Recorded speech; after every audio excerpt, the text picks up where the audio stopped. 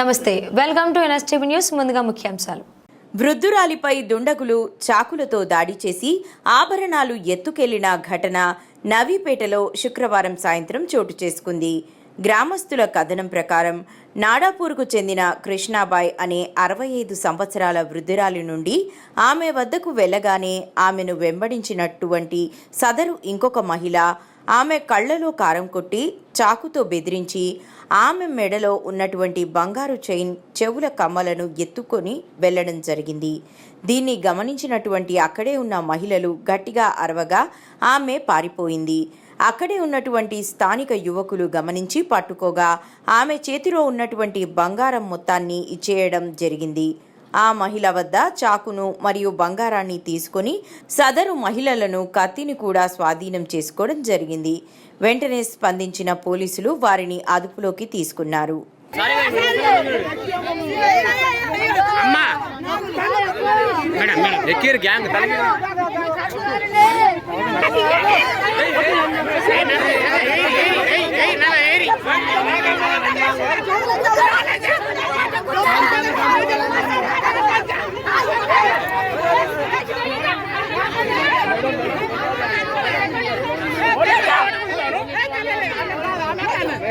మంచి ఎవరు కూడా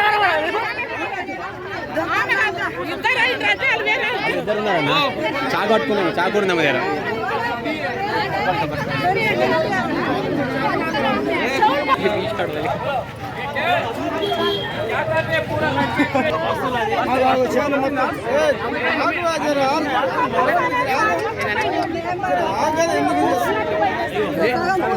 వీడియో తీసుకోవద్దా?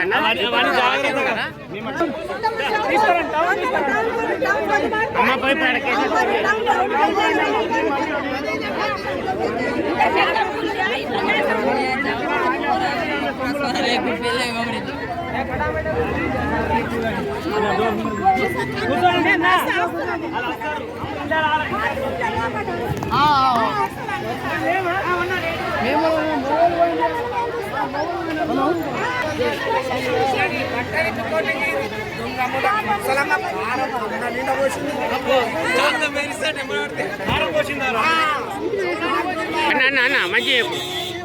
చెప్పు.